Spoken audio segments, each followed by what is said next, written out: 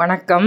இன்றைக்கி பன்னீர் அப்புறம் பட்டாணி இதெல்லாம் போட்டு ஒரு சிம்பிளாக ஒரு குருமா பண்ணேன். ஒன் பாட் குருமா தான் பண்ணிவிட்டு என்னுடைய கணவருக்கு இட்லி வச்சு குருமா வச்சு சாப்பிட கொடுத்துட்டு நான் காஃபி கலந்து குடித்தேன்.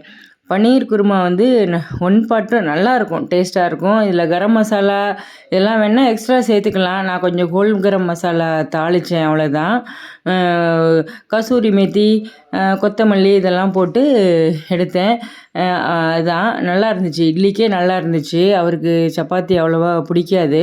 அதனால தான் சரி இட்லி கொடுத்துட்டு கொஞ்சம் ரிலாக்ஸாக நமக்கு பண்ணிக்கலாம் அப்படின்னு முடிவு பண்ணேன்.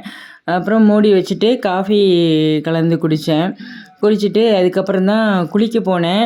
குளிச்சுட்டு 7:20 ஆகிடுச்சு. அதுக்கப்புறம் மாவு பிசைஞ்சு சப்பாத்தி போட்டு குருமா வச்சு நாங்கள்லாம் சாப்பிட்டோம்.